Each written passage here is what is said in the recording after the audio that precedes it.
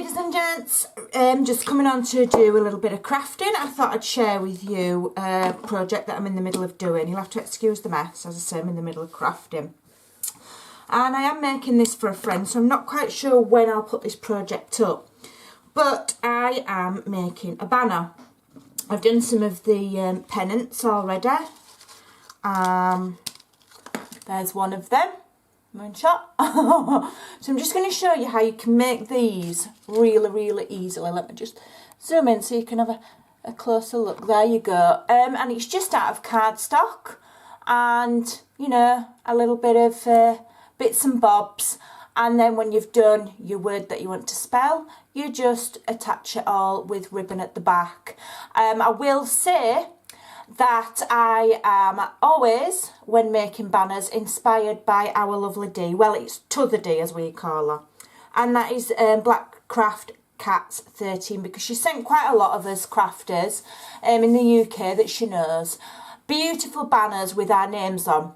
And so every now and again I have a look at mine on my wall in front of me. If you've seen my room tour, you'll have seen it. And you know, I make one. And I've made a few, and I'm going to be making a few more because I'm going to be doing some for Christmas. I want to do some for my grandchildren. Well, for the girls. I'm not going to make one for Junior. He'd probably just ask where Spider-Man is. But anyway, so I'm making this one for a friend. I'm not going to show you the whole word, as I say, because the friend doesn't know what it is. So, well, she'll know what it is when she gets it, but she doesn't know making it. That's what I'm on about. Right, so I have used the X-Cut layered triangles, whatever it's called. But you know, nesting. I think the nesting triangles, I think X-Cut are called. And I've used various sizes, and I've used the two middle size. I think there's 1, 2, 3. I think there's 5 in the set, and I've used the 3 middle ones. Okay, now the largest one I have cut just plain cream cardstock, and that is the very back layer. And then this middle size one I have used like a mottled brown cardstock that was very kindly gifted to me by Kazikins, who's Kay, and so I've just used that for that one. And then the next size is this paper, which is, what's it called now? Let me have a look. I think it's Rose Garden, I think. And where's the paper pad? It's nowhere to be seen. I misplaced it. I don't know where it is. Don't know where it is. I think it's Rose Garden. Which is the, oh gosh, I'm so unprepared. No, it's not Rose Garden, it's Love Letters. It's this one, first edition. I knew it was a first edition one, and it's called Love Letters. And as you can see there, I got it reduced. So I never pay full price for anything because I'm far too mean. I'm just going to zoom out, I think. No, out. Yeah, I'm far too mean to pay full price for anything. So yeah, I think, to be honest, I got this at the NEC in Birmingham. So that's what this is, and also the letters have come from that paper pad, because you get about 4 sheets of letters in that paper pad that you can cut out. So that's what I've used. Although in the past I have used an alphabet die and cut the letters out. So I'm just going to show you while I construct a few, because I'm still in the middle of building it.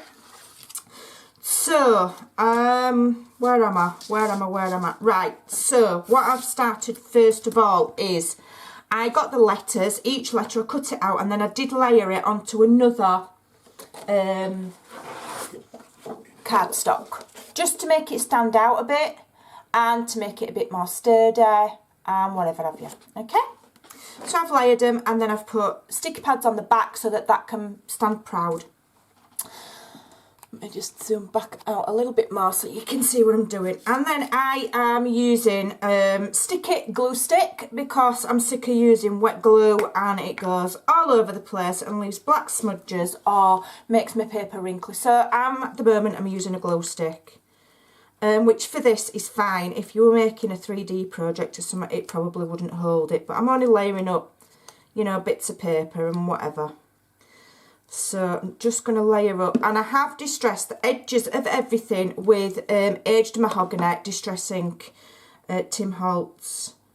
And you want to get them all roughly, make sure they're all roughly in the same spots. So I've kind of counted up how many bobbly bits I've got on the side there, so I know where I'm putting my layer of paper, so that they're all kind of roughly the same when they're stuck together. So I've just layered that there, so I've got a patterned and then a plain. And then I'm going to put a plain on the back. Just play with it, see what you come up with. As I say, I have got these in front of me for inspiration, so I never really struggle, to be honest. And I'm just going to attach this, and I've counted up 6. 1, 2, 3, 4, 5, 6 bobbly bits. Make sure you don't stick your letters on upside down. I've done that.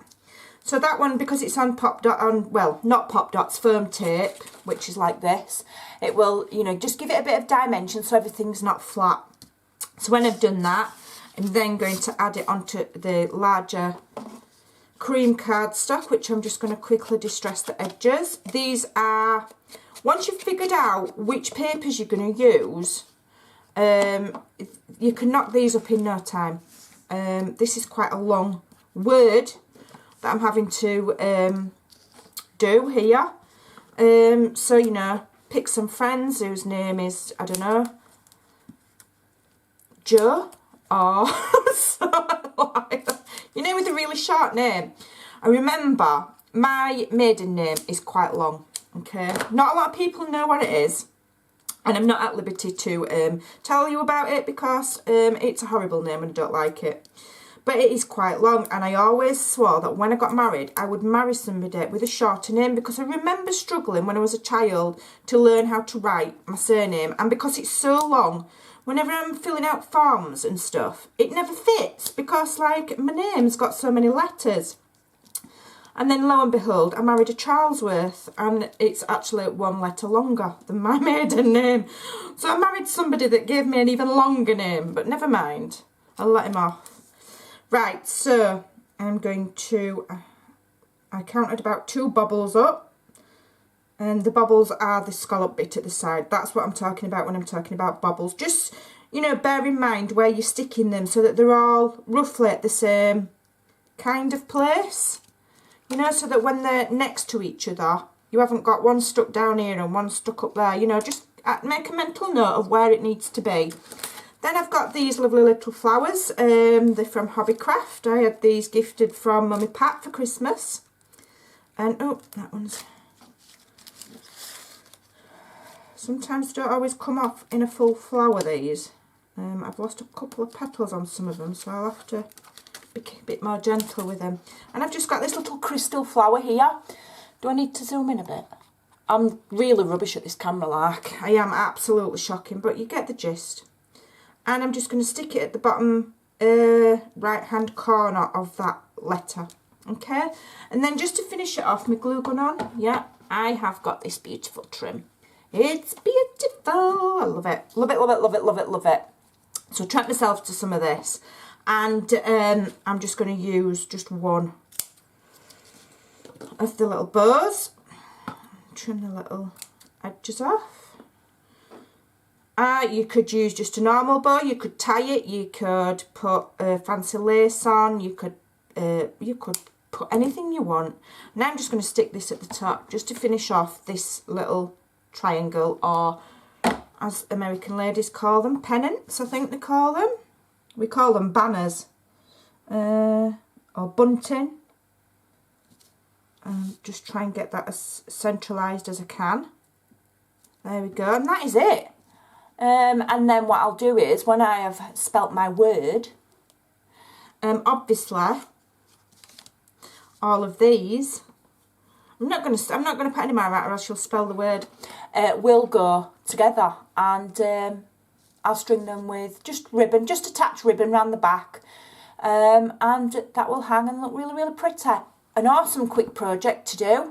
They'll look really pretty on little girls' bedrooms, or if you're doing a rack or you're doing a one-on-one swap with somebody. I have got quite a lot of one-on-one swaps lined up. I made the mistake of advertising on my Facebook if anybody wanted to do any one-on-one swaps in the new year.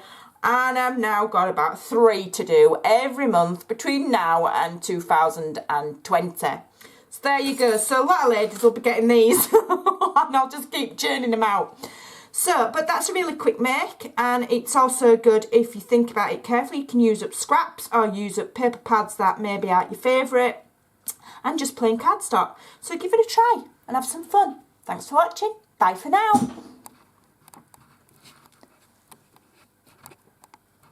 If I can turn my camera off, I'll go. It's there.